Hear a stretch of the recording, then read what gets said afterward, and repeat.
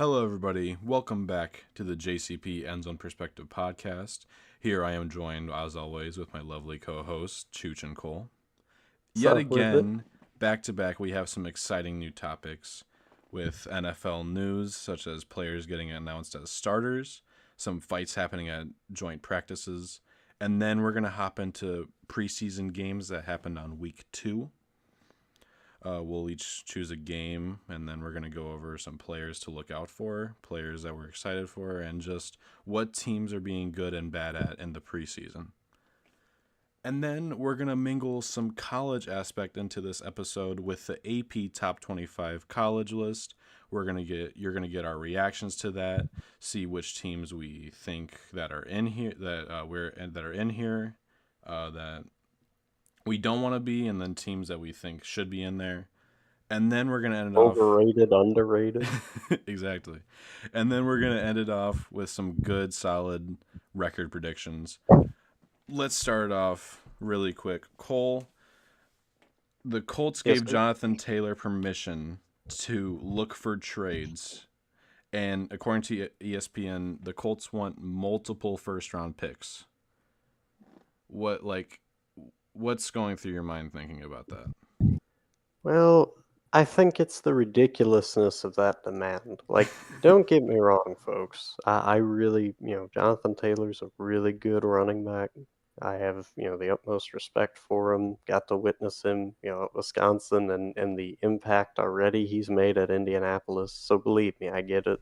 Um, I just don't think it's a realistic um, thing to ask for multiple first round picks because if you said, okay, give me a first and maybe some like mid to good tier players, I could see it. But multiple first round picks in a league where running back is so prevalent and so deep, I don't think any GM is going, ooh, well, Jonathan Taylor, I think it's like, oh, hey, we could, go see Najee Harris. We could go see Brees Hall. We could go see Kenneth Walker. We could go see, just to name a few. There's so many good running backs and more, that are coming up from the draft next year. There are some really good ones in free agency. I don't think you're going to be able to get, two or three first round picks. There's no way for Jonathan Taylor. Yeah, it's just so weird to see how many like almost every team has like a solid running back. Like Right. it's weird to see how prevalent that position is in NFL today, and just with how many good players there are on each team with that position. Like I can't really think of a team that's like, oh yeah, they need a running back. Right. I can't really think of one. So, and plus, how many teams even have multiple first round picks to just give away? That's like to even willingly give away. Like that's just I don't know. That kind of boggles my mind.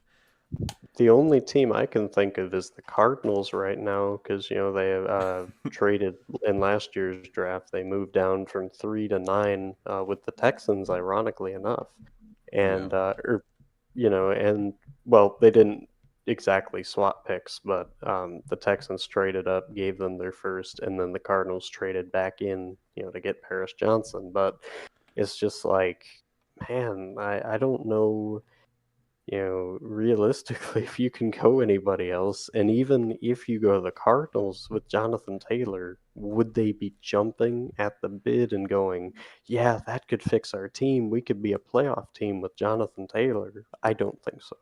Yeah, you can't have one really good running back and then push for the playoffs when all the other positions in your team is crumbling to the ground. I So know yeah, some people might say, like, oh, well, what about the Tennessee Titans? They kind of, for the longest time, have had one really good running back, maybe a good wide receiver, and they made it. But it's like with the Titans, they actually had things like an O line and a good coach and a fighting spirit. The Cardinals have none of the above. Sorry. Yeah, they don't care. that's such a sad thing to say about the Cardinals. It is. Chooch, what do you think about Jonathan Taylor situation. Well, I'm with Cole on this one. I mean, he said everything I was gonna say. So You took the thunder. yeah, no, I mean it's a good point though. I mean it's the same point I try to make with Saquon.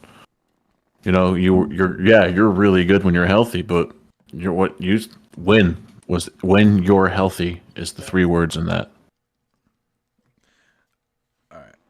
And then it seems like every other day now we're starting to see fights happen at joint practices. What's going on? Why are so many teams fighting at their joint practices? Just the other day we had the Ravens and Commanders. We had Justin Tucker coming in there getting trampled. Sad. I seen the video. He seen the fight break out. He put his helmet on, run in there. It was good. But like guys, why are so many teams just fighting each other so much right now? More than usual, because you know how they fight. But like, for some reason, it seems more than how they usually do. Yeah. I think it's a mixture of, and Chooch and I were actually having this talk not too long ago because there was an LSU fight in practice, I think a week ago, if I'm not Yeah. mistaken. And it's like when you have a scenario in any kind where you have male alphas, like look at these guys, like they're jacked, crazy out of their mind, and they're all competing to be the best. You are bound to have a fight or two or many break out, just because of that fact alone. Plus the heat, it's pretty hot. Um, there's so many factors that go into why fights are happening in more than ever in this day and age. Yeah, like I said earlier, we just seen the other day how the Ravens and Commanders fighting, and then we seen like a couple weeks ago, Travis Kelce is fighting his own team. He's like, I don't know what it was. He made an apology on Twitter, but like the interaction was so weird. I don't know who he punched, but he got someone was guarding him, and then he got the ball, and he just like punched him for for no reason at all. Like I don't know if that mustache is making him making him have crazy thoughts or what, but like it's just weird because especially Travis Kelce, he has this like personality where he loves the team and he loves the guys on that team. For him to just do that, and then he did it again, either the same day or the day after. Day after. Yeah, in like why? Again, it's like the guy didn't even do anything wrong really, and he just punched the guy, and luckily nothing ensued after that. There wasn't like a big, clear the benches type thing going on. Mahomes actually got in the middle and was like, "Hey guys, let's not kill each other, please." Come on, we win the Super Bowl with just two guys. Can we not do this right now? So, yeah, Chooch, anything you have to say on the matter with, teams just fighting in practices? I'm not gonna lie here. This is two topics you guys have had me on, so I got nothing on you guys again. All right, hopefully, this is a topic that isn't really anything to talk about. But Saints tight end Jimmy Graham got arrested about a week ago. He had a medical emergency. He had a seizure that caused him to be very delirious. He was walking around in the street, clear thing for traffic, almost getting hit by cars. So he got arrested, Right. and then the cops realized, man, there's something wrong with him. Then Jimmy Graham, he went to the hospital. He got evaluated by the Saints doctor. Luckily, he is doing a lot better. They had him stay the night, and we're happy to see him do better, especially with how old he's getting up there in age, and just how rough football has been on his body. Yeah. When you're in football for that long, you're gonna have something with you. Especially playing in the era he did. Sorry, Cole. Yeah. No, I agree, man. So I agree. we're lucky to have Jimmy Graham be healthy and okay, and hopefully nothing comes up with that. Moving on, Cole, me and you kind of predicted this in last week's episode, where we were talking about how the Ravens need to sign D linemen, and that can help out their situation a lot. We sure do. Yep, and Ravens signed Jadeveon Clowney. I think this is going to be huge for that team this season. It's not quite that inside guy I was envisioning, but I am happy nonetheless, because if you look at Jadeveon Clowney, I mean, yeah, I know technically he's fallen on some hard times recently, I get it, but if he returns to form, and I'm talking South Carolina form, if any of you watched him at South Carolina, he was it was hard to describe him. He was that good. So if he can return to even half that, I think this is a huge steal for that defense, and he can definitely be that third down disruptor, if that's what they're planning with him. Yeah. Chooch, you want to say anything before we say what you want to say again? Well, I mean, I just think this is, even if you get half of what Jadeveon Clowney was, I think it's better than what you had. I mean, even Jadeveon Clowney at 50% is better than most guys in the league. So yeah, still gets that pressure. Still, he's still a guy you're putting schemes in for.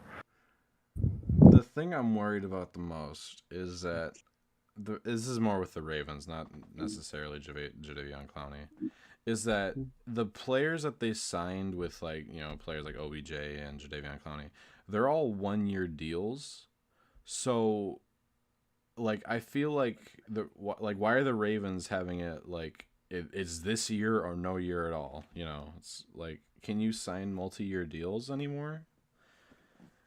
I get OBJ, he probably wouldn't stay for them for long, maybe a season or two. I hope he can sign with them again, but if I don't know. I just don't like the attitude of them signing for 1 year, giving 1-year deals to people.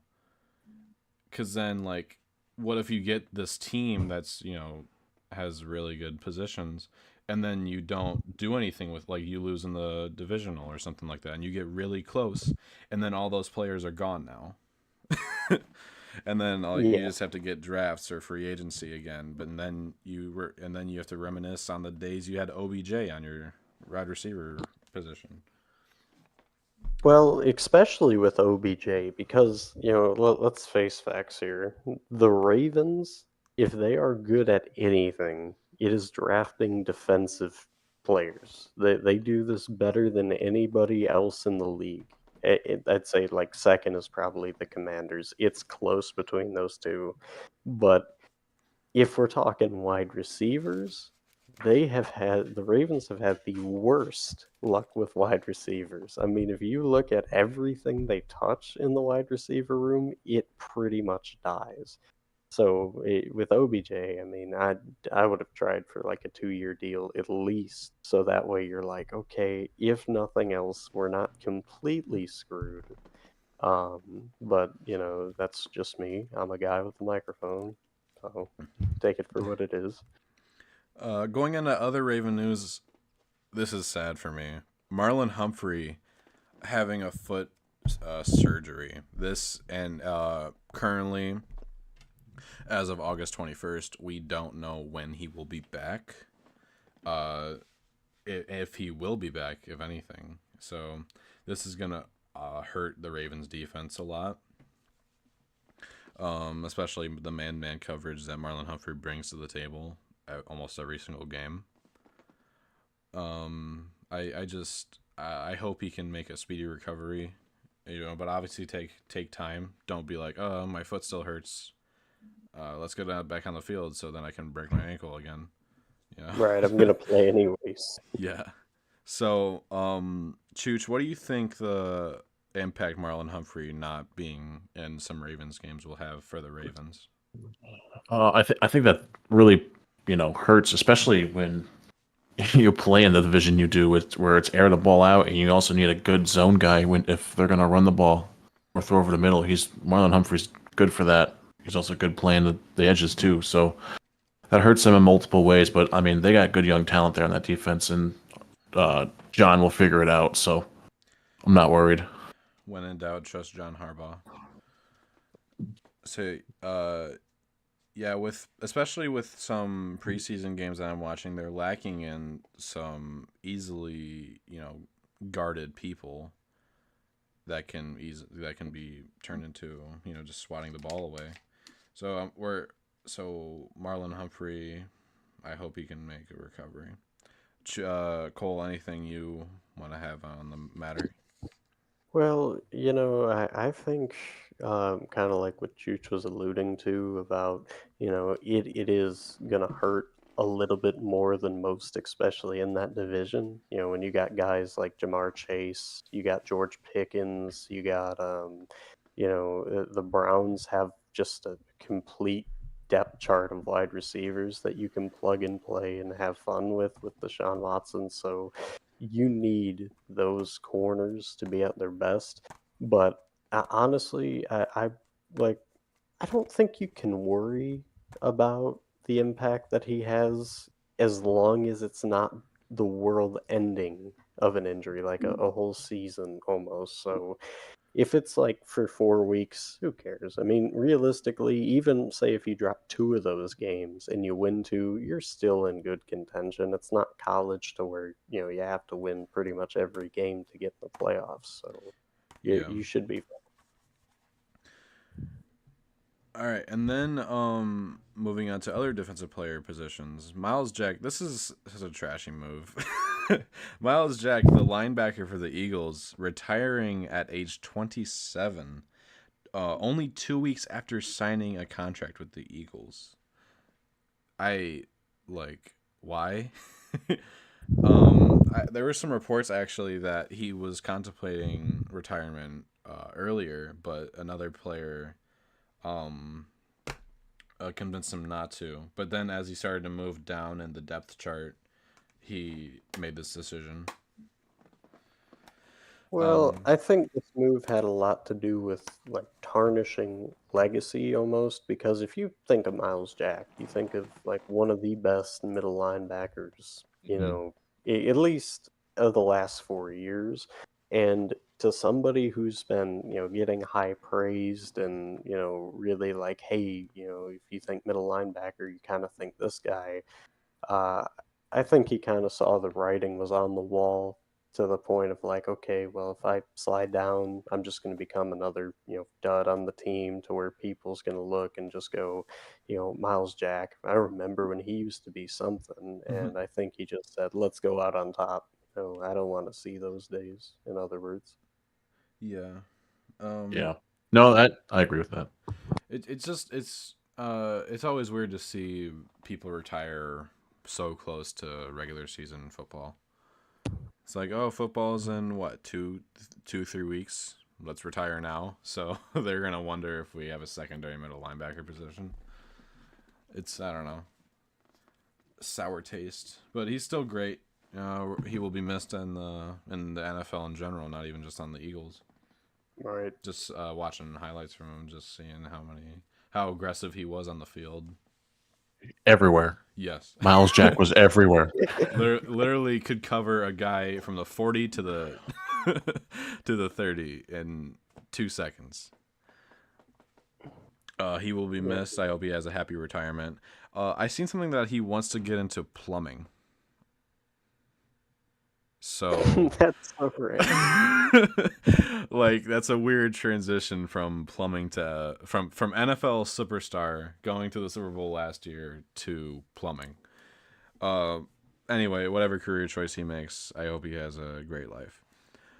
Absolutely. I wanted to talk about this because it's just so cool to me that how dedicated coaches can be to their players. Kyle Shanahan commented recently that Brock Purdy he said that he would have to melt in practice to lose a starting job. Talking about Brock Purdy. That I is, love. I know. It's so funny to see how creative coaches can get with how dedicated they are to their players. and just a slap in the face to Trey Lance.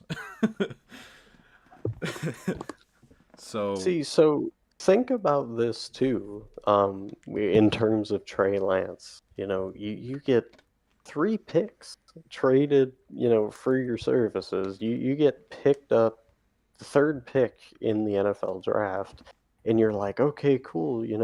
I get to be with Kyle Shanahan, work under his offense, and the light looks great.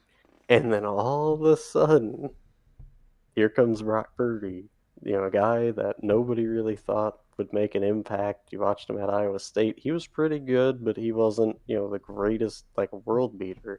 And he outshines you. And now, if you're Trey Lance, you got 2 options. It's either, man, this sucks, I should be the one out there, or you work and you try and, do what's best for the team, and you go, hey, my time's coming. Somebody's going to take a chance on me. Maybe even Kyle Shanahan will see. It's going to be interesting development for him. yeah, I also think this kind of puts a nail in the coffin either if Trey Lance will be traded or not. Because I personally no. No way. No, I mean, yes, Sam Darnold's there, but I don't think Sam Darnold can run this offense like Brock or Trey can because Sam isn't mobile like they are. Right. Not saying Brock's mobile, but Brock quicker on his feet. I was just more thinking that because of how much trade value Trey Lance could have. Because, it's kind of weird to think that a very, like very much a starter in any other position, like in any other team, he could go like to any team that needs a quarterback, and then he could very well be the starter. So just having him sit behind, especially a Mr. Irrelevant, it's just weird for me to think, Well, I mean, he didn't even really get a chance either. yeah, no, you're right. He did not look as good in the preseason, though. I'll say that. Last week, preseason week 1, I didn't watch the 49ers game this week, but he did not look as good as people remember him being. He threw 2 near picks that should have been picked off, but was not, and one of them even turned into a touchdown somehow. Well, something too. didn't Trey play last- Lance is one of my most hated trade positions, because if you really think about it, like, say I'm with the Vikings right now, and I know this is going to make some people upset. I don't care. And you got Kirk Cousins, and you're like, man, what's holding this team back? I think personally, a quarterback like Trey Lance could elevate the Vikings. So I'm like, okay, hey, Shanahan, what do you want? I know realistically, you wouldn't call Shanahan, but just for the sake of this, hey, Shanahan, what do you want? We're in talks of trades, and Shanahan, even though, again, just it'd be the front office. So the front office might be like, hey, maybe 2 first-round picks this and next year's, and something else, or some top tier player. But it's like, if I'm the Vikings, I'm like, I really don't want to give up that much. I'd be cool with maybe Kirk Cousins in a third, or something of that nature. But I don't want to give up 2 first-round picks for Trey Lance. He's unproven. So it's kind of like, if you look at it either way, you're either asking a lot for him, or you really don't want to spend too much on him. So Trey Lance is in an awful spot in terms of that. Yeah. I think even 2 seconds make up the dividend. I think 2 seconds you can get away with. Then you have him. I'm not saying Kirk's great, but he's better than he gets credit for sometimes. But actually, I think Trey, that would be a good move for the. Who else needs one? If Jordan Love doesn't pan out not like most people play great their first season starting, but True. Yeah, but also Jordan Love was behind one of the best quarterbacks for how many, like 3 or 4 seasons? Yeah, about 4. Yeah, so I think that'll help a lot. And it's not like he hasn't started any games. So he started whenever Aaron Rodgers was injured or if he wasn't playing. I think that'll help. Yeah, Anyway, back to kindness. more starting talk. QB starters. Shane Steichen, I hope I'm pronouncing that right. It's been a while since I heard his name. Announced Anthony Richardson will start for the Colts. What do you guys think about that? Good old Anthony Richardson. Because I mean, he I like he the must move. have proven. Oh, sorry. I like the move a lot. Yeah, me too. I think Minshew. All I've watched, Minshew looks not like confused, but his footwork looks off. Like almost looks sloppy, or like almost everything's happening a little too quick, and he's fumbling over himself. Yeah. It is weird to see how many of the drafted quarterbacks are automatically getting the starter jobs. Because a lot of times they would get the starter job the year after, or the season after they would get drafted, just to sit behind and learn sort of the NFL type of play, because it's a lot different from college. But Well, it's also that the fact that NFL is sort of trying to be more like college is I think that's somewhat of a factor in so many college quarterbacks starting straight off into the NFL, into starting positions. well, I agree with you in terms of that, but I really don't like this move, and let me tell you why. Uh, my fear is that they're going to expect instantly this huge change for Anthony Richardson. He's going to, make every read. He's going to make every throw. The offense should look incredible, and it's just like with Anthony Richardson, I really don't think that can happen year one or week one for this matter. But I think Anthony Richardson is somebody you have to let him see the game first. You have to let him get in the flow of the pro football because look at, Josh Rosen, look at, Nathan Peterman, look at, all these guys who get, rushed into the game and they're like, sink or swim, here you go.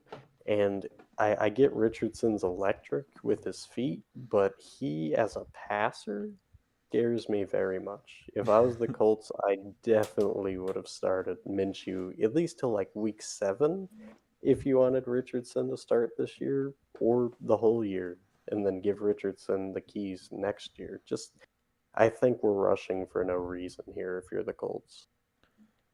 Mm-hmm. Yeah.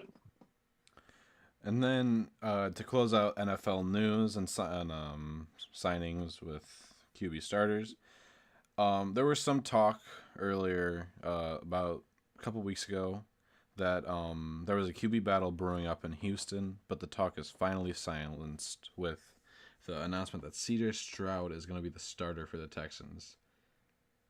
What do you guys think for this one? Personally, I mean, I like Davis Mills, but I think you don't draft C.J. Stroud with sitting him behind Davis Mills. Yeah. And he looked really good against the Dolphins defense when he was out there, so it's scary to think. But then again, it's the preseason, but he looked a lot better than last week. It's scary to think C.J. Stroud looking like he's in a bring your son to work day with all the O-line. I'm surprised he can even see the wide receivers with how much taller the O-line is compared to him. But yeah, I think C.J. Stroud. What? I think you're thinking of Bryce Young. Bryce Young. How tall is C.J. Stroud? Not short. Yeah, No, I could have sworn I seen a video of C.J. Stroud. No, you saw Bryce Young. I definitely seen. Okay. Anyway, I think he's gonna do great, and I think he's I think he's one of the quarterbacks that were drafted that was like, yeah, this guy is a starter.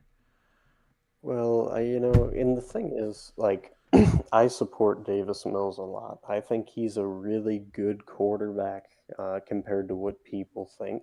But I will say, if you, like Chooch was saying, like, if you draft CJ Stroud, you're not drafting him to sit behind Mills. It sucks for Davis because I do think he was developing and was pretty good, but I think Stroud is definitely NFL ready, and he's going to tear up the league this year. So it's a great move for the Texans. It just sucks for Davis. Hopefully, he'll get his shot somewhere else, or just be a really good journeyman backup, like almost like Ryan Fitzpatrick.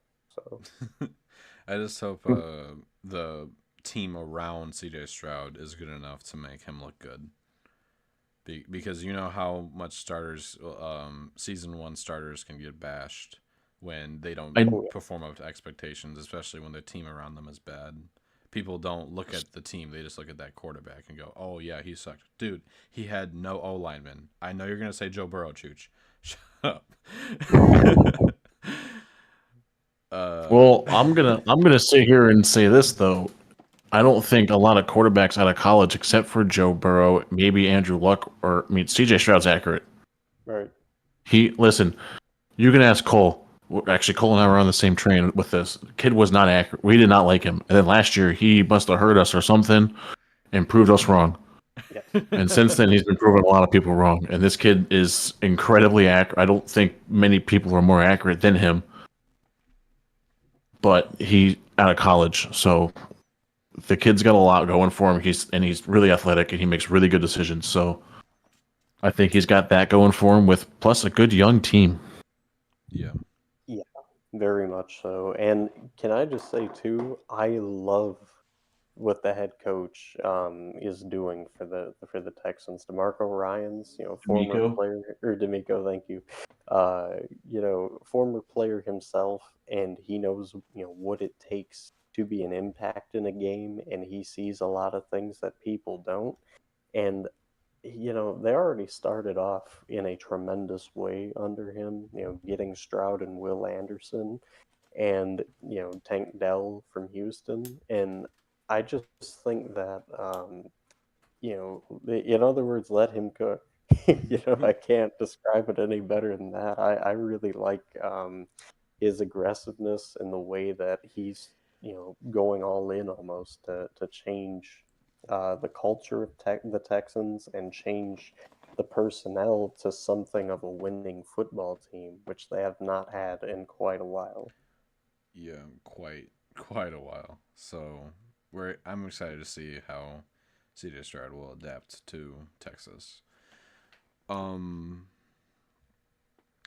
I think we're about ready to go into the preseason week 2. Chooch, I know you're excited to cover your game, so let's hear it. I actually don't know which game that you chose. I'm going with the Giants Panthers game. That Panthers secondary. By the way, Giants won that game 21-19. That Panthers secondary is incredibly suspect through and through. Yeah. um, Jalen Hyatt also had a touchdown catch, nice one too. And that's when I was like, oh, coverage is bad here in Carolina because there's holes everywhere. I mean, Daniel Jones looked good, 8 and 9, 1 TD. Defense looks good. Carolina's O line, I noticed they're good for like 3 plays, and then they're really bad for a couple. But the D line and the linebacking core ain't bad in Carolina. Actually, they seem to be getting most of the pressure. Actually, the linebackers did. The D line seemed like they were just kind of like, okay, we're gonna get to the edge, but we can't. Like they'll set the edge, but they can't break through. Yeah. Like it will collapse quick. That's what you got. So, but they're not breaking through it. They're just gonna push a guy on top of you. Well, Yeah, and in terms of that game too, because I got to watch parts of that. I didn't get to see the full thing, but I really love the dynamic that's growing in New York. It seems like everything is finally coming together for Brian Dable over there. Um, Yeah, I'm just very excited for this team. I mean, shoot, you got to be going out of your mind Yeah, as a Giants fan. yeah, and actually, Daniel Jones and Bellinger's he's our tight end, our young one. He's their chemistry's really good. That was what I was looking for. Chemistry's fantastic. So that's nice to see. He threw that's who Jones's tutty was to Bellinger. So Yeah, I was kind of surprised by how good old Danny Dimes did, because he's not known for being great. He's not known for being a pretty good quarterback, but I'm happy with how he performed that game. Danny And Dimes is better also, than everyone gives him credit for. That's why he's got that Tommy nickname. DeVito has had Yes, the best preseason so far. I he don't beat me care. to it. Yeah. He was 6 of 11, Yeah, or wait, no, 8 of 9 of 11, 9 9 of of 11. There we go. With 63 yards, 88. 88. Okay. 88 yards. I'm excited to see how the Giants perform this season from how good they've been doing the preseason. They barely won. No, they barely lost the Lions game last week, which was exciting. To watch. Just an entertaining game from last week, and I got to see a lot of how good the secondary for the Giants are doing right now with the wide receivers and how easily they could get open. Pizza, I'm chopping at the bit here, but can I get to my game? Yep. Mm. Go ahead. Go right on I'm ahead. sorry, man. I'm like a caged animal, man. I want to talk about this. So, my game I chose, I was so hard for me because I wanted to talk about two of them, but the first one that came to my mind that I really wanted to mention was the Buffalo Bills and the Pittsburgh Steelers. The Steelers ended up winning 27-15 in this game. And the reason why I wanted to talk about this game, man, it first and foremost, moment of silence for Matt Barkley. Just Mm-hmm. that was rough. Mm-hmm. 3 interceptions. Oh my goodness, how the mighty have fallen. Um, so yeah, not a good day for him, but I really enjoyed the rest of this Bills team. I think they give you a little bit of showing on how they're going to be this year. The defense played pretty good for the most part. Um, and I will say Dorian Williams, the linebacker from Tulane, he had himself a day. Like it just seemed like everywhere you looked, he was on in every play. So I'm very excited about the prospect of him. He could be a dark horse for Defensive Rookie of the Year. Keep an eye out for this kid. Defensive. And then You're calling that out. Defensive Rookie I'm of the not Year. ready to say it yet, but I'm saying he's definitely a forerunner. Keep him in mind. And then as for the Steelers, they played just a really solid game, a really safe game. Um, I know technically they fumbled the ball twice, so it might sound a little crazy to say safe, but they were safe in terms of throwing the ball at least. 2 touchdowns with Mitchell Trubisky and Kenny Pickett. They both had pretty good games. Mason Rudolph had some decent throws. And I just really like the look of the Steelers team. And then I think their best part, though, is this defense. They looked very rock solid, and they looked on the same page. I mean, to hold Buffalo, I know it's preseason. I'm sure I'll get a comment. Ree, how can you judge off a preseason? What's wrong with you? But uh, you know, this defense looked in sync. They looked, killer. And like Chooch mentioned a week ago, it is very reminiscent of the Steel Curtain defense. Joey Porter also got a pick for the Steelers. Shout out Mr. Joey Porter Jr. Mm-hmm. I'm also So excited to see how the Steelers can form, because especially Bills, they're not a team. They're not a tough. They are a tough team, And Yeah. it's surprising to see secondaries taking down preseason or not. It's exciting to see how they took the Bills down. The one drive that the Bills starting defense was out there for, actually, Pittsburgh went absolutely nowhere. Mhm. Right. Yeah. So, but I mean, yeah, actually, Cole, that's funny. I had that written down as a backup in case someone had it. So I almost just stole your thunder, buddy. But no, that did you see that Kenny Pickett, Pat Frymouth connection? Yes, I did. Oh man, those guys are looking better. Every And week. that Calvin Austin, this man is about to do what Tavon couldn't. He's about to make it as just a returner for ever. He's so quick. And also, to add to Cole's thing, the Pittsburgh defense had 3 picks. One of them was a beautiful pick, by the way. 2 of them were tips, and Yes. like bounces in a tip drill, which I mean were fantastic plays and all. Yeah, I'm ready to talk about the Washington versus Ravens game. Let's I hear am it. sad Ravens noise. The preseason winning streak is defeated.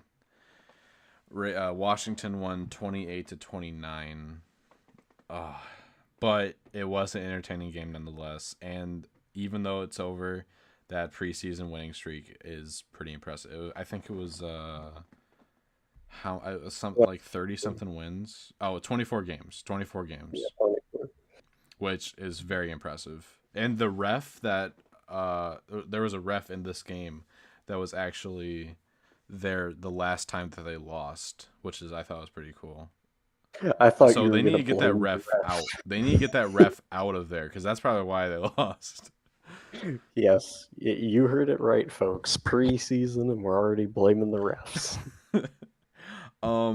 But this game was entertaining nonetheless. We got to see a lot of the rookies that they drafted. Get a lot of attention to them. Zay Flowers, I know you guys are gonna hate. Zay Flowers looked pretty good today. He had a receiving touchdown. It was thrown to him. I think it was like a 20-something yard touchdown. And he's looks very good at like running really fast and then stopping. Like he stops so fast. It's weird. He's great in the curl routes. Like that's gonna be great for like a curl route scenario. Justice Hill, the running back for the Ravens, also looked really good today. Also like he's not just as a straight running back, but also as a receiving running back. Because I know he had both. And then I'm sorry if I say this wrong, but Eric Bainum, whatever. It's the offensive coordinator that Washington picked up. He used to work for the Kansas City Chiefs. His offense is working very good with Washington. I could see that how great linebackers were getting. We're getting destroyed. Yeah. In other words. Yeah, getting distracted by receivers while a person is wide open right down the middle. So it was entertaining to see that. Not for me, but it was still pretty fun to see that. The Ravens, but that shows that the Ravens need to work on that zone defense because it was embarrassing how many times it was like 3rd and 15, and then they got a great pass. It's like, come on, how do you let that happen? I know the pain personally. Also, that Eric guy, that's the thing that he's really good at, teaching receivers how to get really wide open.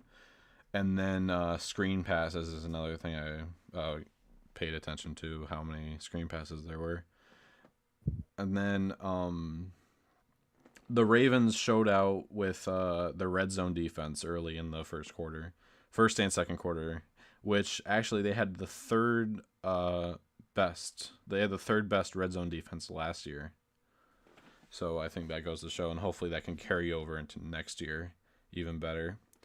And then Malik Harrison, I think around the second quarter or something like that, he had a weird PI call. Pass interference, I usually think of as like stopping the receiver from running, like Right. holding him back, doing anything like that. I'm gonna try and explain this the best way I can. The guy was like the receiver was standing there, the ball was thrown to him, and then Malik Harrison kind of jumped, like his arms past him, and like flinged the ball out. But it was called PI for some reason. I didn't really think it was PI. I don't really know, but I didn't really think it was PI. It was just a deflection of a pass. Well, I also have a comment to attest to how good the new Commanders offense is. Jake Fromm threw for 91 yards and a touchdown. Jake Fromm. If you know anything about Jake Fromm, Yeah. he held Georgia back from winning national titles, okay? And Georgia was pretty loaded. So if Jake Fromm is playing good on a quarterback level, you're an amazing OC. I don't care. Take all my money. It kind of reminded me of how the 49ers offense is. How we keep on talking about how just put anybody back there, receivers will get open. Yes. He also had some rushing yards too. Like the Washington's quarterback, he found a way of like, oh, no receivers are open. Wait like 5 seconds because D-line still needs some help on the secondary. And like he was able to get first downs rushing, which infuriated me. But anyway, we move on. James Porsche needs to catch, or Prosh, or whatever how you say his name. He gave up an interception that was, oh my god. It makes Awful. me did you see it? I did. It was bad. Like how like at least knock it out of bounds or something. Oh man. We did almost have a injury about Terry McLaurin, almost an injury. Yeah, that With was his, scary. I think his right toe. It was that almost got injured. He was seen limping to the locker room, and members of training staff updated, and then they updated us later in the game that his toe is fine, and he's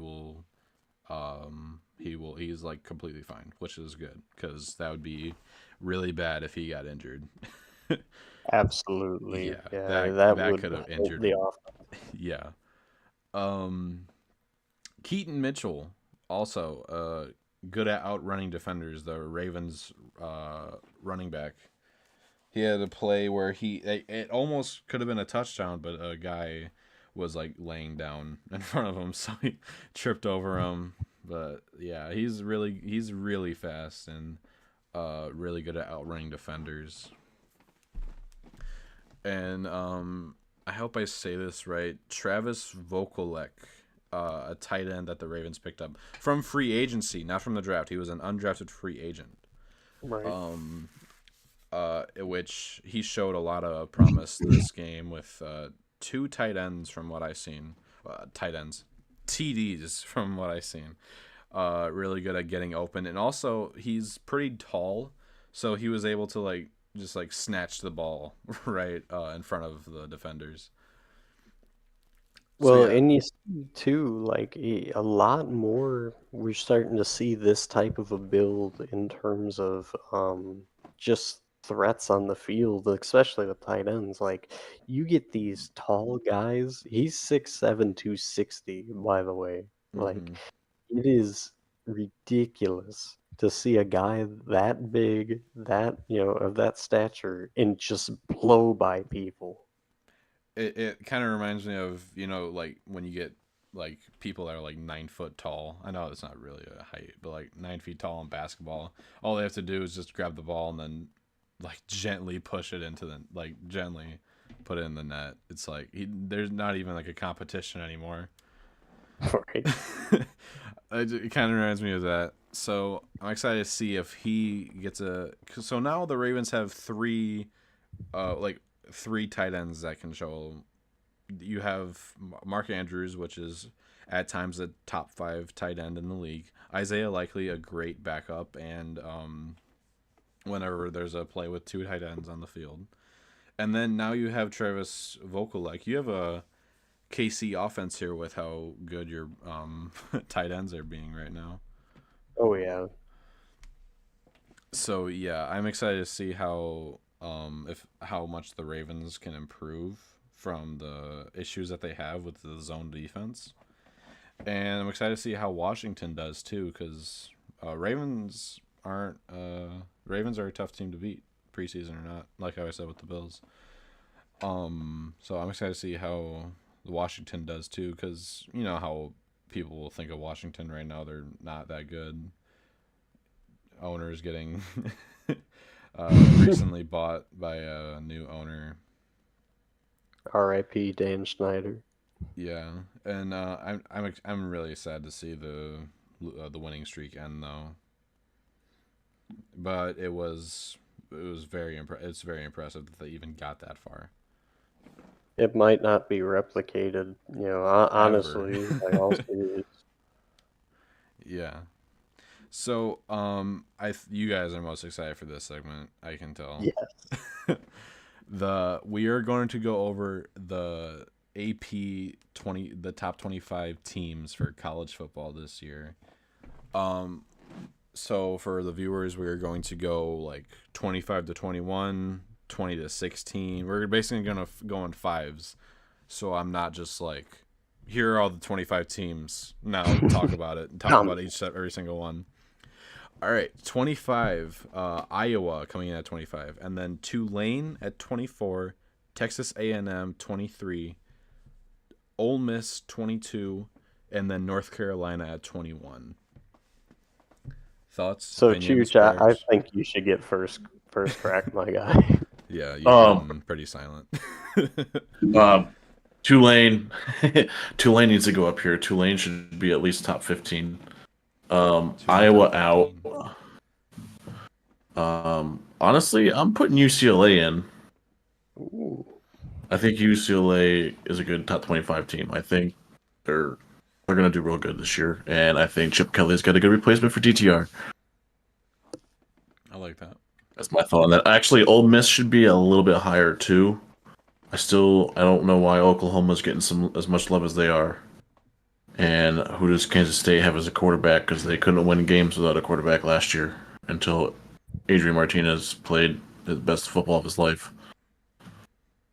Right. Which, for the record, for those of you who watched him at Nebraska, was not the case at all. Cole, your turn.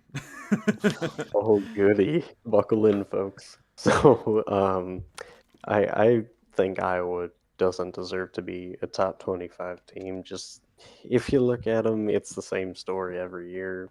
People get excited about them, and then maybe they win some games. Then they play a real team who has an offense, and they lose. So get them out the top 25 until they can prove to me they can score 20 points consistently, which, if you know anything about Iowa, not the case. Tulane definitely needs to move up. They are one of the most unrespected teams in America.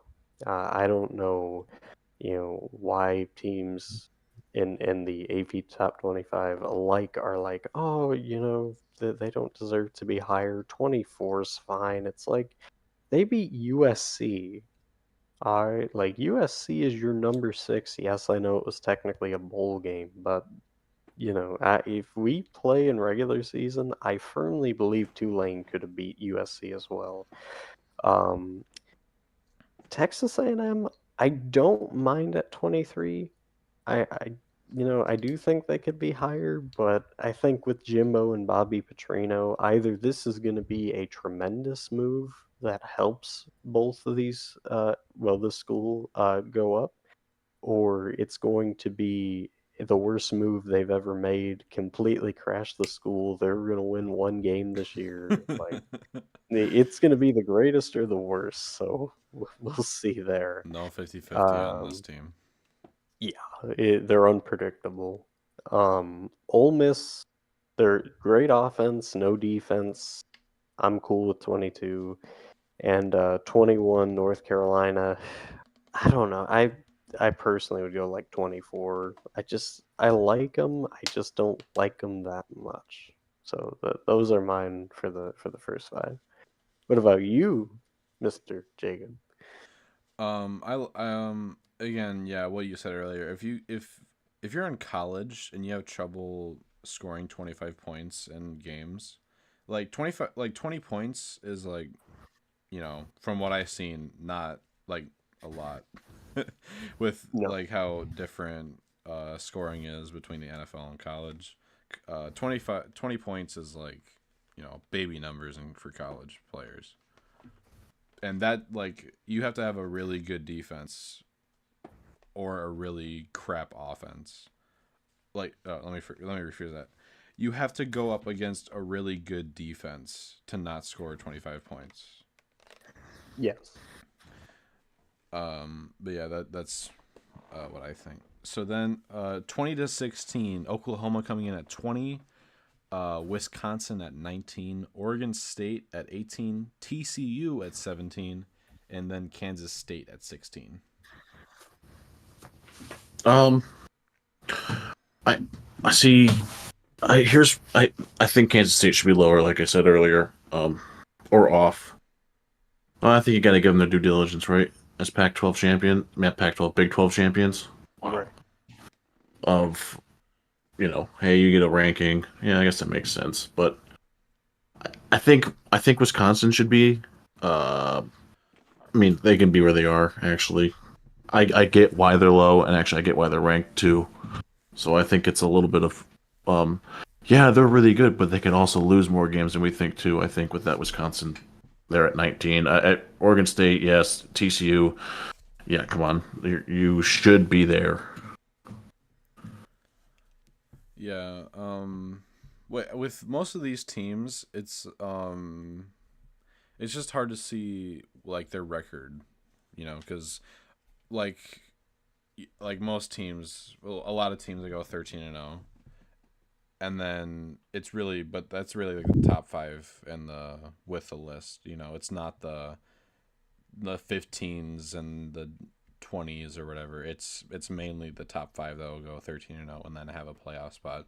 But then again, no one was saying that about TCU last year, and then they made it that far. So we never really know. Well, yeah. I mean, my opinion on this is honestly, I don't really think any of it is all that bad. Like Cheech was saying, though, I think the only thing you really have to change is Kansas State. I think they need to go down to like 19 or 20, and then we'll talk. I think the rest are pretty good though. I mean, Oregon State in being 18's fine. Wisconsin's unproven, so 19's cool. TCU shocked the world last year and then got absolutely murdered in the college football championship. But they deserve at least to be mentioned this year. And then Oklahoma at 20. I don't know. I think they could be a little bit better, but they really got to prove it with Brent Venables and the fact that they went 6-6 last year, just not a good year. So you gotta step up if you really want to be a contender, and I think they definitely can this year. So keep an eye out for Oklahoma this year. All right. Oregon coming in at 15, then Utah at 14, Notre Dame at 13, Tennessee at 12, and then Texas at 11. You guys' thoughts? Cole, I don't really know. I mean, I can't really change anyone here. I mean, like we've had this conversation before. I mean, Utah might be the only team that can go up, maybe Oregon. But like I think Notre Dame, Tennessee, and Texas are perfectly placed. Agreed. Like, I mean, Texas and Tennessee could be a top 10 team. Notre Dame could with Sam Hartman. So, I mean, it's kind of tough from here, but I think Texas is perfect at the 11th spot with what they have coming in, what they lost. I think it's yeah. I agree with you, Chooch. I mean, I think the only nitpick I have about this section is I think Tennessee should be above Texas, but everything else, it's pretty respectable. I know some people might get upset with Utah being 14, but it's like, listen, guys, Utah, they're good and they're Pac 12 good. They're not SEC good, as we saw last year when they got beat by Florida in the swamp. They're not, they might be Big Ten good. Possibly. I don't know if they could, hang with the last year's Michigan or Ohio State per se, but Ugh. I think they would be like a middle of the pack Big Ten team, realistically, if we were to have that conversation. So I think 14's good for them. All right. Now breaking into the top 10 here. Washington coming in at 10. Clemson at 9th place. Florida State at 8. Penn State at 7. And then USC at 6. USC drop. Just Clemson. No question. Just Clemson. I'm taking down. I think. Okay, this is where Texas and Tennessee would go. Then Cole. Those two spots. That's where and pizza. This is where I would put them. Jacob. Sorry. You're good. I'd put them right up there with those two. Not in their spots, but I mean, Penn State could be better or worse than people say. Florida State, you think is going to win the ACC. I do. And Washington is a sleeper to win the Pac-10, 12, 4, 3, 2. Yeah, what do we call that conference anymore? Can we just go like Pac and just remove the number? Pac Big 10, 12. Yeah, I mean, look, this is gonna trigger the whole Penn State fan base when I say this. So, There's sorry, a fan not base for sorry. Penn State. Oh yeah, massive. Oh yeah.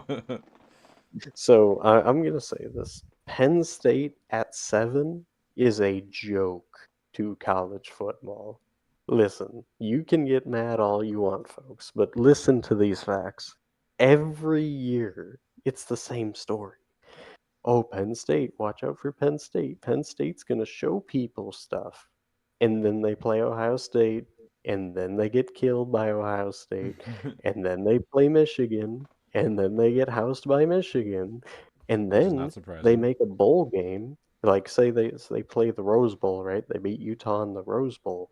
Oh my gosh, Penn State is going to be good again. And then the false hope starts for the next season, just so they get killed by Michigan and Ohio State again. And God forbid they might lose to Iowa. Like, I'm sorry, Penn State fans, but you guys piss me off. I hate every year that we have to get put through the same crap. Be good or get off. I'm done with this team. Watch them go undefeated and win the bowl. Win Like I said, be great or get off. I'm sick of you guys. I think Washington is criminally underrated at 10. They have one of the best quarterbacks coming back in Michael Penix. They got two really tremendous wide receivers. Their defense, I know that's the big question mark, but I think, hear me out, if their defense can get 2 stops at least every game that they're in, I think they could win every game this year. They are that good. You think so? I think so. I mean, I don't know about winning a natty good, but I do think they could win like every game on their schedule. They could win. I think they will win the Pac-12.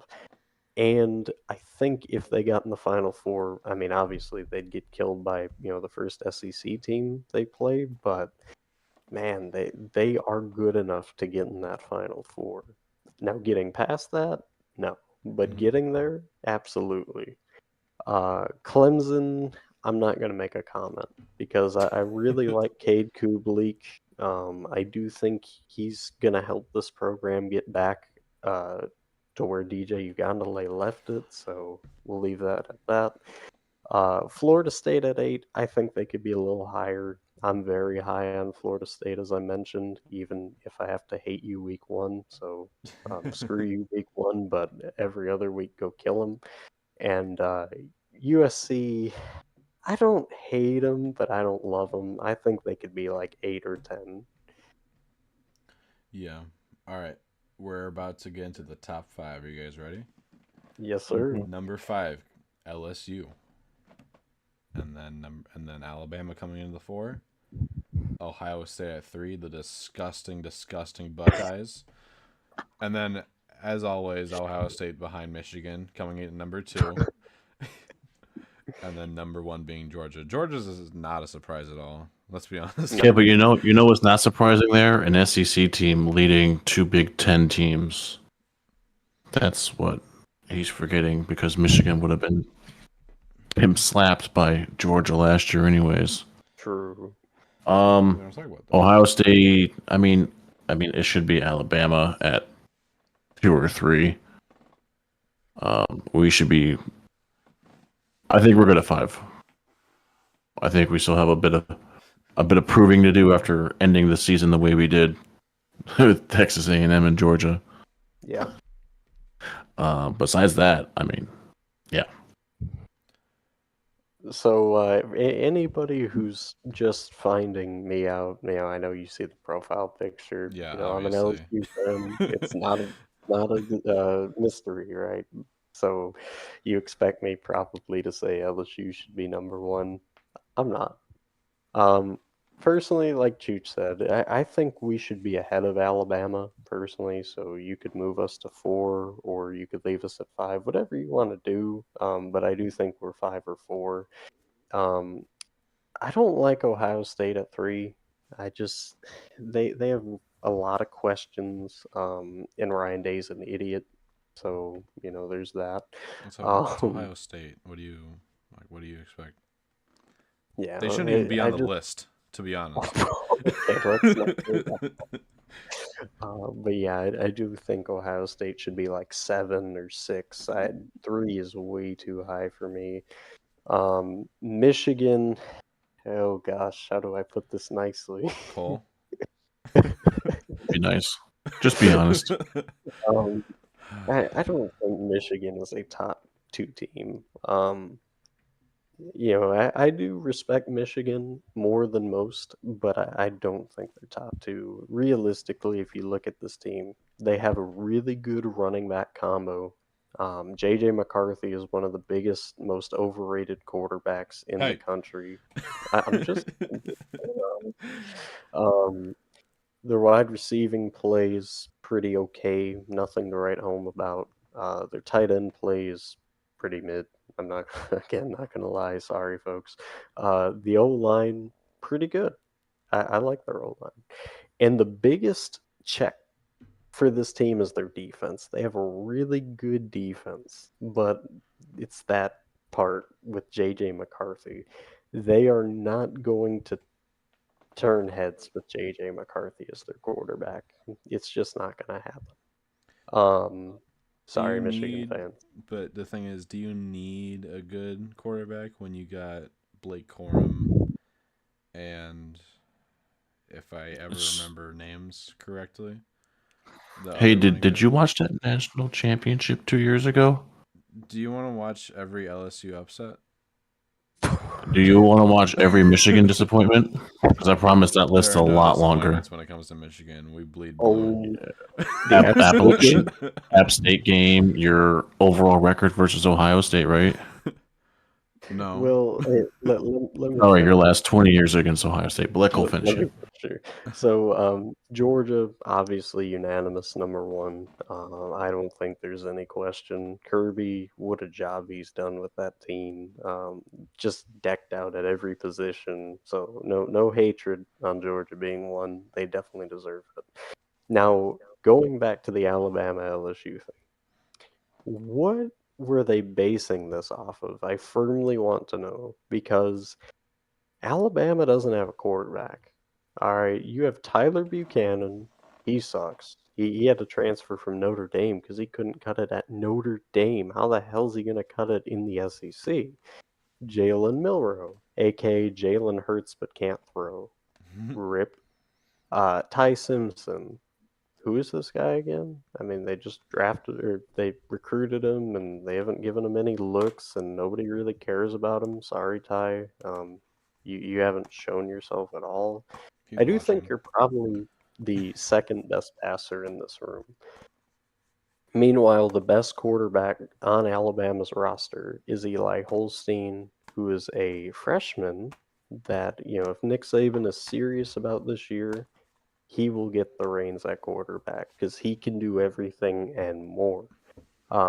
So, they do have a quarterback. He just won't be playing. He'll be sitting behind Jalen Milrow and Tyler Buchanan, wasting away. Now, I will say this. Alabama, they're going to play murder ball. And if you don't know what murder ball is, basically you run the shit out of the football and you basically say, hey, we got more depth than you, we're deeper, than you, and our O-line's going to be more physical than you. If they make that work, Alabama's going to be a scary team this year. It'll, flash it back to the 2011 days of Alabama. Really great defense, runs the ball, has a game manager quarterback. But this isn't 2011. This is quite different.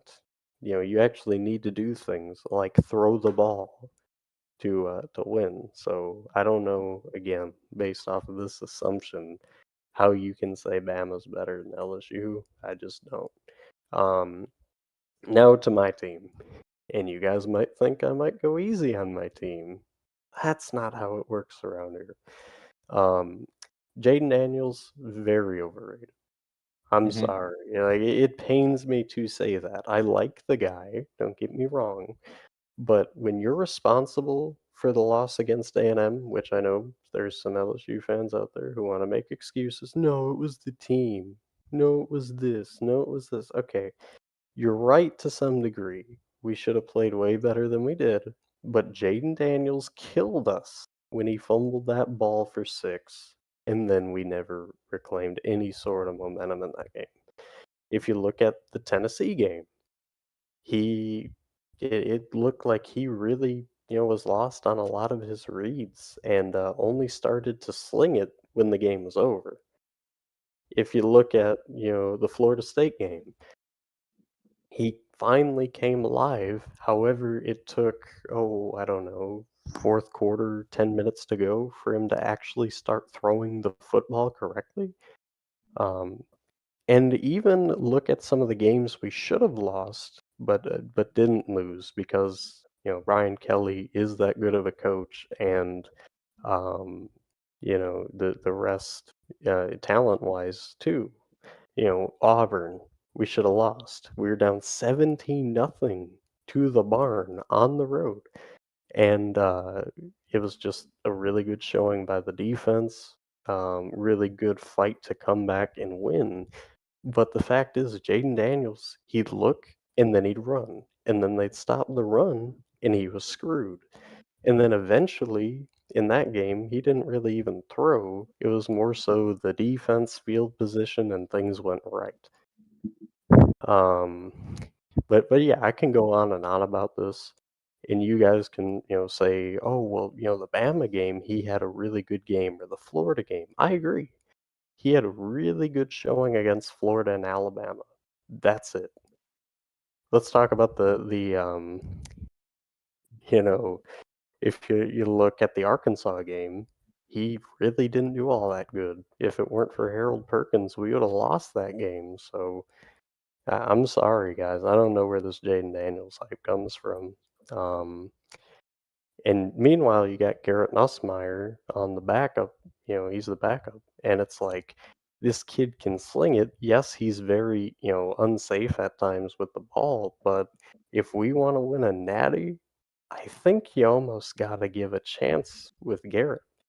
I'm not saying Jaden can't win a natty, but I think your best bet is probably Garrett Nussmeier. So that's just my take, my rant. Sorry to go off on a tangent, but it pisses me off when people are like, "Oh, Jaden Daniels for Heisman." That's why you're here, Cole, to have tangents about LSU. We love to see it. Also, I will say, with the rest of the roster, though, very impressed. Very deep. O line, extremely deep. D line, incredible. Skill positions that you could imagine everywhere. So there really isn't an excuse to lose many games this year.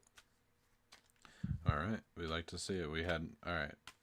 That concludes the AP Top 25 list. Now it's time. We worked really hard on this. We are going to go and do the NFL regular season predictions for the AFC, and then we'll do NFC sometime. Yes. Some other time. I will start first. We are going to say the leaders, and then we'll say like this team's first, this team's second, so on. And then we're gonna go AFC East, AFC North, AFC South, and then AFC West. All right, I will start first. The AFC East, I have the Bills in the lead in first place with the 12-5 record. After that, I have the Jets in second place, 10-7. The Dolphins, third place, 6-11. Then the Patriots, 5-12. If you cannot already tell, I'm not a Patriots fan. I don't see them winning that many games. I don't see Ezekiel Elliott helping that much with that record. Let's hear from one of you. Cole, how about you do it with the All AFC right. East? So, my list, I have the Bills winning that division, also at 12-5. Pizza and I we're thinking alike on that one. Mm-hmm. Not for Second all place, the other teams though. we don't talk about that. The Dolphins, I have going 10-7 at number 2. The Jets come at number 3, 7-10, and this is gonna trigger some folks. The Patriots, 3-15. Ooh. 3-15. Now I just want to say some of the notable games that I want to talk about that I have. I'll start with the Bills. I think the Bills lose to the Giants at home. I think they lose to the Eagles on the road, Cincinnati on the road, Miami on the road, and last but not least, the Chargers, I think, could be a very tense game that either they lose that one or they lose to the Jets. I personally have them losing to the Jets on the road, but watch out for that Chargers game, man. It's going to be very close. I think they ultimately win, but it's going to be like skin of your teeth. Yeah, you got any other ones? Sorry. Before I jump in here. Sorry. You're good, dude. I mean, if you're not excited about football, I don't know, what's wrong with you. Some other notable matchups, I won't go, through all of them. I think the Dolphins, 2 of their key losses come at the last 2 games of their season. They lose to Baltimore on the road and then Buffalo at home. That's As just always. a very tough back-to-back stretch. I think if you look at the Jets, I think kind of the same thing. They lose to Cleveland on the road and New England on the road. That back-to-back, just rough physical game with Cleveland, and then New England. They're going to be pissed off, especially if they go 3-15. So they'll savage that one. And then for the Patriots, I'll go the wins that I have them winning. They beat the Saints. They beat the Lions on the road, and then they beat the Jets at home to finish their season. Go ahead, Chief. I got Buffalo first at 13-4. I got their losses being Kansas City, the Chargers, the Giants, and Cincinnati. And then I got the Jets at 10-7. I got the Pats at 8-9, and the Dolphins at 8-9. But that Dolphins record's also very dependent on Tua's health. So they can sway plus or two both ways on the win or loss column. I think based on Tua's health, and I think the Pats are the same way, just based on quarterback play. I will say, no matter how much we don't like the Patriots, I don't know if Chooch doesn't like the Patriots. I know me and Cole aren't the biggest fans of I'm from New York. Put that together. them. Anyway, the sad part is, no matter what record they give him, if it's a losing record, it's Belichick. Belichick will do Belichick things. He will do something. He'll deflate the balls. He'll put cameras in the locker rooms at the other end, at the away game. He'll do something to get a somewhat winning record, which makes me mad. But Belichick will do Belichick things. 3 wins is outrageous, Cole. Like 3 wins, you don't see them winning at least 5. That defense is wildly underrated. Like, come on. The parts that scare me about New England, if we're being fully transparent, I think that it's just the offense kind of scares me because if you think about the headlines recently, there's so much talk about, oh, Mac Jones isn't all that good. He's not the guy. And then, some of the Boston faithful are even, turning on him and are saying, like, we want, Bailey Zappi. And I don't know how much that affects. I know Belichick's a really good coach, don't get me wrong, but I still think that has a factor to where it's like there isn't trust anymore amongst the team to where they're kind of like, well, the new kid comes in, maybe Mac Jones.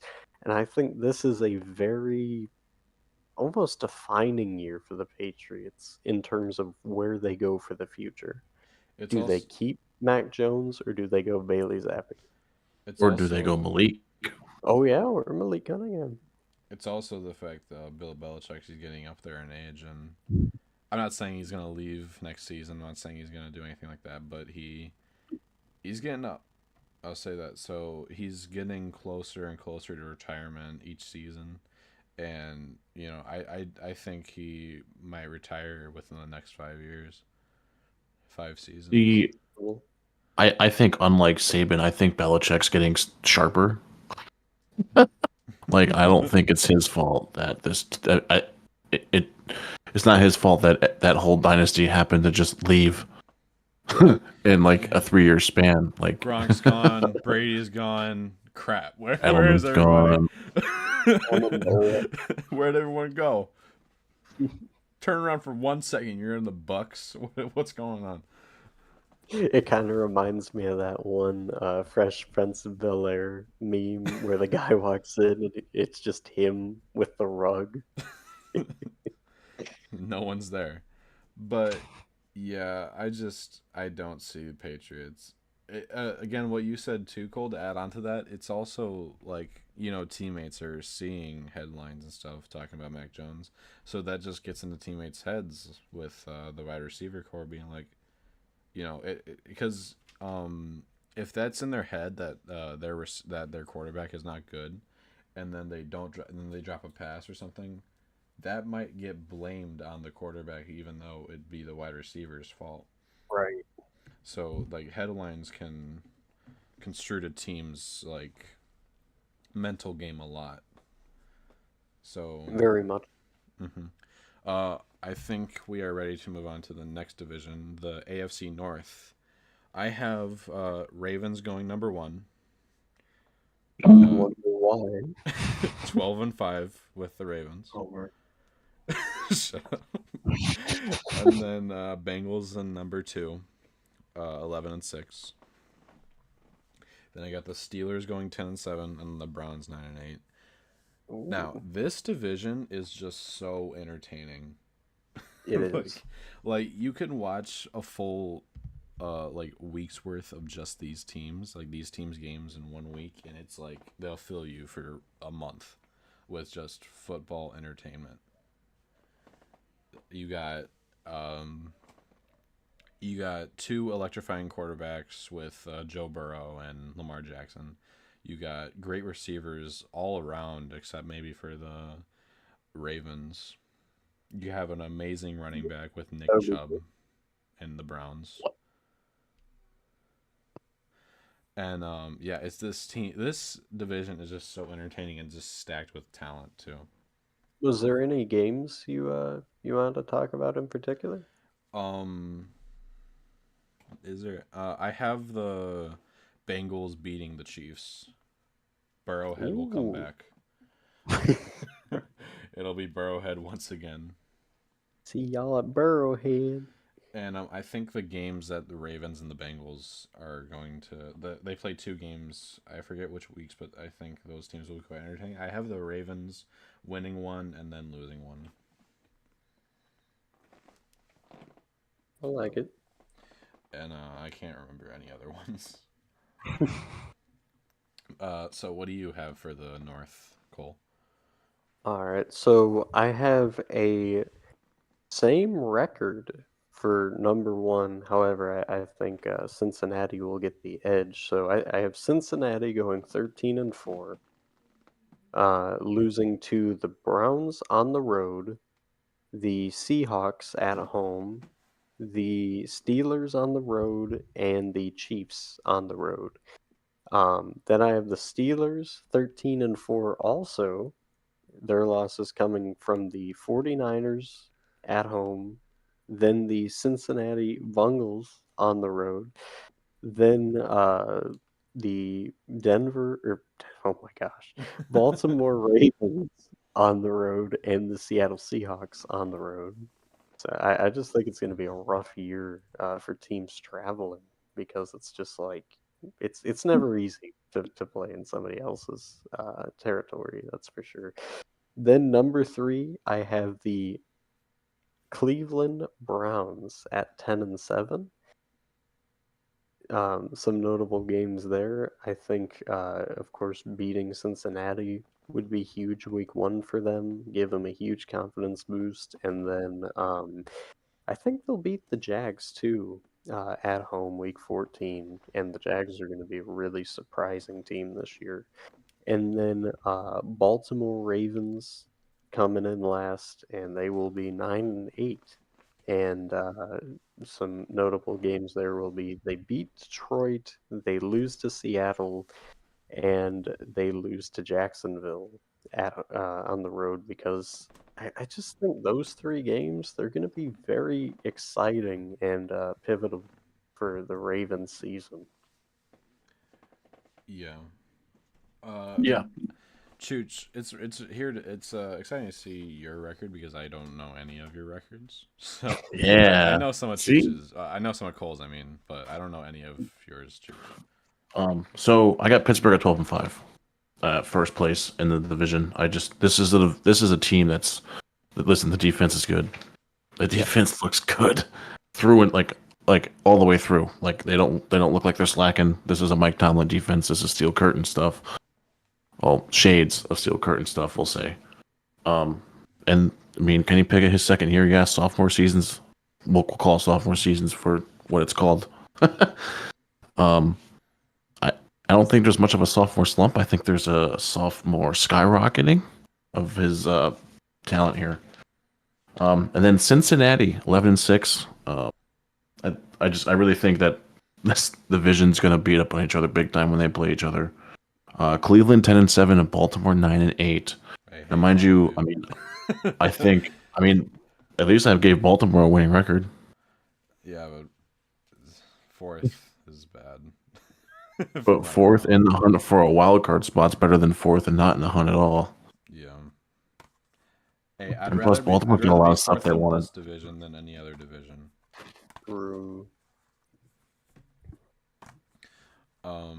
Yeah, I'm excited to see because all of us have pretty different records for this one. Except for you guys having Baltimore in fourth. Yeah, I'm excited. This division is just so entertaining in like every aspect. Like, oh, you want to see defense? Go to this team. You want to see a good running back? Go to the Browns. They have Nick Chubb. They have easily the best running back in the whole league. You want to see electrifying wide receivers? You have Kenny Pickett, George Pickens. I'm an idiot. at the Steelers, and then basically the whole wide receiver corps at the Bengals, plus OBJ and Zay Flowers at the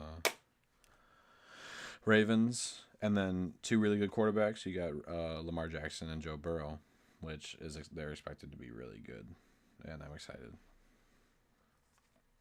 I think we're ready to go to the AFC South though, and I have the Jags winning the division by 9-8, the Texans 7-10, and then the Titans 6-11, and then in last place the Colts at 5-12.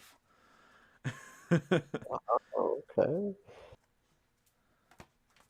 Going around the board there, I like it. I want to have Chooch go ahead. I want to have Chooch go second. I know why. All right. Well, I got Jacksonville at 10-7. Okay. I got the Colts at 8-9. Houston is 7-10. Houston. And I got Tennessee at 4-13. By the way. Ooh, okay. Yeah. And I think Houston has kind of a Lions of 2021 thing where I think they lose a lot of. No, I take that back. Chargers of 21 or 20, where they had a lot of close finishes. They just couldn't finish it out. Just couldn't close it out. I think that's what happens a lot this year, but they find a way to win 7 games. I like that. I think that could happen.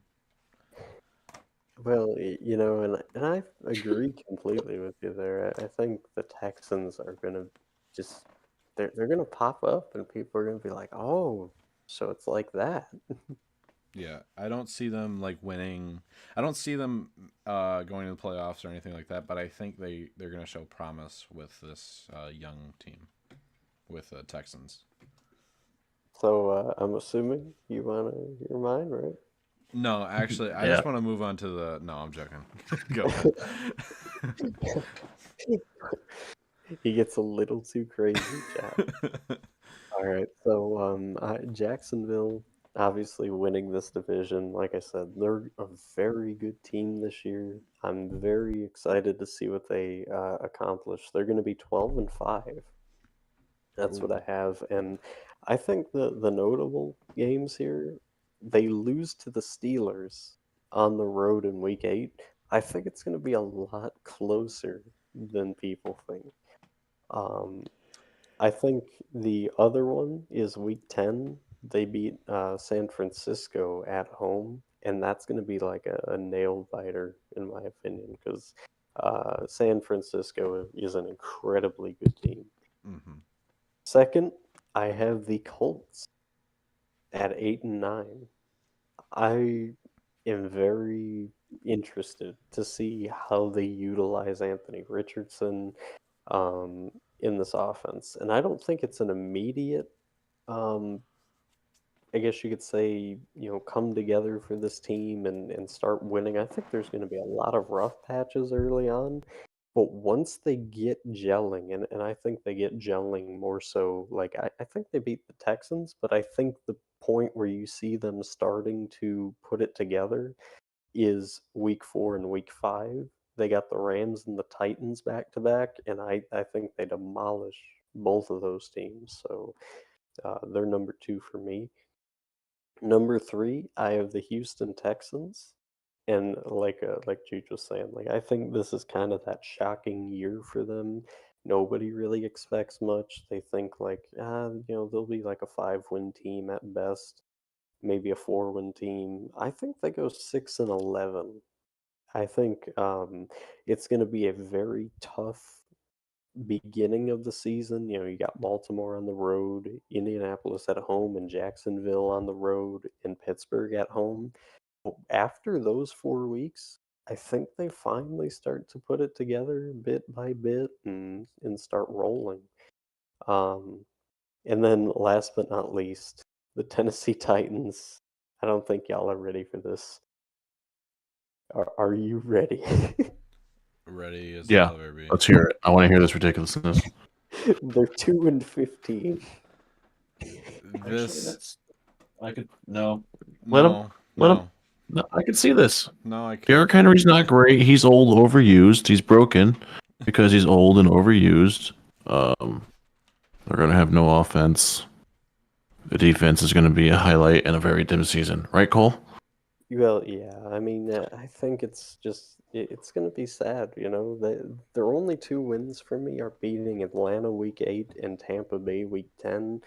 I think for so long you talk about this team and you go, okay, they have Mike Vrabel, they have Derrick Henry, and they have a good O line. Like that's what it was for the longest time. Now you're going, they don't have Derrick Henry to full capacity anymore. This defense, it's okay. It's not phenomenal. Um, Quarterback, if you start Ryan Tannehill, you're setting yourself up for just mid. Um, Put but him as a if wide you, if receiver. you Put him back as a well, wide receiver. hold on, we'll get there. Um, if you put in Will Levis or Malik Willis, it could get exciting. Maybe they win 4 games then, but I just think they won't do that. And then in terms of wideouts, it looks good. You got D Hop on the team now, and he's going to make a difference to some degree. And you have Traylon Burks still. But you see, here's the thing with wide receivers, folks. If you don't have a quarterback to get the ball to the wide receiver, it doesn't matter. Yeah. So that's my reasoning. 2-15 for these guys. I wouldn't say 2-15. Like I don't know. That's just too extreme. Plus D Hop, I know he's getting up there in age, but he still could have a year or two. And I agree with you with the Ryan Tannehill thing. Like you have two pretty good quarterbacks behind Ryan Tannehill, and you're still gonna start Ryan Tannehill. It's like why? You have Malik Willis and Will Levis. Like why? Would you start put him as make him a wide receiver again like he was in college? You That'd be know, cool. yeah, that'd be a lot better than a quarterback than how he is as a quarterback. Um, Uh, you thought Cole's prediction was wild. oh, I can't wait. I know this one already. We are ready to move on to the AFC West, the last division. All right, let's Chiefs winning.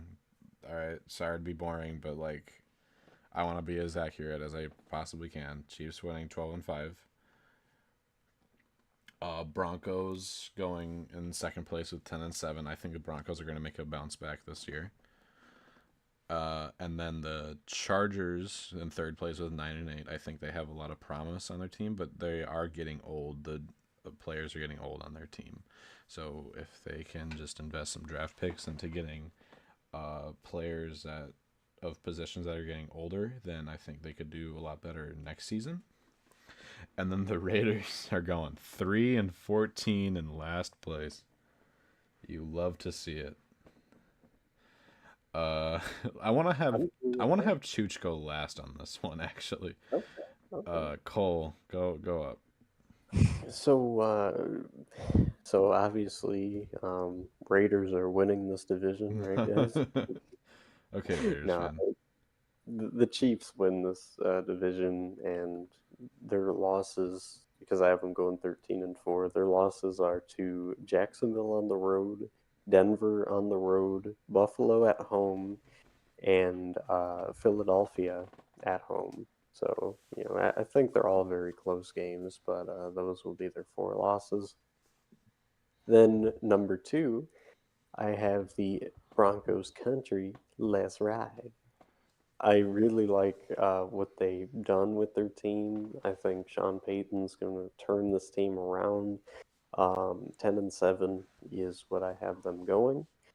Then number 3 is the San Diego Los Angeles. I still don't know why they made that move.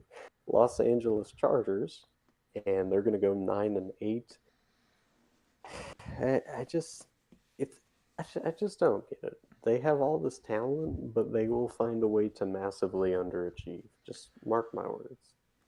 And then final, Your as a favorite Raider, team. Let's preface Cole's they favorite NFL team is the Raiders. they will go 7-10 this year. It's going to be rough, but I think they pull out some games late, like the Packers and the New England game and the Colts game. And the really big shocker is pulling off the win against the LA Chargers. I think it's very realistic at home that they will beat them. So 7-10, not an awful year. I'd personally be not okay with this because I really want them to have an awful year and get a really good draft back. That's so mean. I'm sorry, but dude, think about it. If they could get one or two and get like Drake May or Caleb Williams, like, whew, or Marvin Harrison. All right, Yeah. but now it's Chooch time. Let's do this. Chooch crazy. time. All Ring right. the So bell. number one, I got the LA Chargers at 13-4. Really? And this is legitimately because they beat Kansas City the last week of the season. Speaking of, Kansas City goes 12-5. Okay. I think they lose to Philly, and I think in Philly because I think they kind of get their butts kicked in Philly. Body. Okay. I got Denver third at 9-8. Ooh. I like that. Oh, That's okay. God, here we go. I'm still a little hesitant on the offense. It scares me. And then I have Vegas. So Cole, I miscounted earlier. I have Vegas as 1-16. Okay. Jimmy G's not good. Aiden's gonna play good, but I don't think there's anything else there besides Devontae. Devontae's gonna want to be gone. What about Josh Jacobs? And yeah, but I mean, how he can run the ball 30 times and run for 130 yards and is still gonna lose. I'm curious. Who do you have them winning? I really. They beat the Vikings at home because it's Kirk Cousins in prime time. I'm not saying they get blown out every game. I'm just saying it. You just think a bad every game is season. close? No, I didn't say that either. I think they get blown out by Buffalo. I think they get blown out by the Chargers both times. Okay. Personally, I'd be happy with that season because then we get that top pick. So But they could also easily go 6-11. They could also. I do have that easily written go down. 0-16. 0-17. I Yeah. really would love them to get Marvin Harrison because could you imagine Aiden O'Connell and Harrison? Oh my gosh. Man, Please. I think the most accurate prediction is Chooch's Raiders prediction. No. I'd See, say I really think it's who had the worst Ravens record here out of all of them? Cole. what's my record? I had them going 9-8. Pizza. Oh, I guess we tied then. Well, damn, that's rough, Pizza. We even gave your team above 500, and you still want to sit here and trash him. That's crazy. I mean, I'm cool with that. Watch the Ravens go I don't. I'm just. 17 I'm and 0. kidding. Watch the Ravens go 0-17 this year. Lamar Jackson's actually not good, and Odell Beckham Jr. is the second best player on that team, third best player on that team behind Patrick Queen and Mark Andrews. Behind Justin Tucker. Get it right. Justin Tucker All is right. the GOAT. I won't agree with your Ravens picks, but I personally the most accurate record for me is my Broncos 10-7 pick. I think Russell Wilson will make a comeback this year. Training camp, he looks like primetime Russ. He's the danger Russ Wilson. So he's gonna come back. Let's ride Broncos country. Co's Bronc Country. Let's ride. See, I think the most accurate for me was Tennessee Titans going 2-15. Yes, very, very, very much so. Houston's 7-10. That's Houston 7-10 is your most accurate one. I think so. All right. I think that wraps up everything for this episode. So Um, before you close, I do want to say something. Go ahead. Um, The floor is so yours. Wednesday, this coming Wednesday, we are going to be doing two streams this week. Obviously, this one today, and then on Wednesday for the start of college football, we are going to be doing the college football show. So that's where you can catch us at next. I just wanted to make that clear, so that way there's no question or wonder or mystery about when's the next show coming up. So All right. Awesome. We will see you guys on Wednesday, and that concludes everything for this awesome NFL with a sort of mix on college episode. I hope I hope everyone listening had a fun time. And if you want to check out our social media, I will link it in the bio where you can find all of our socials. And this is Jay from JCP. We are out.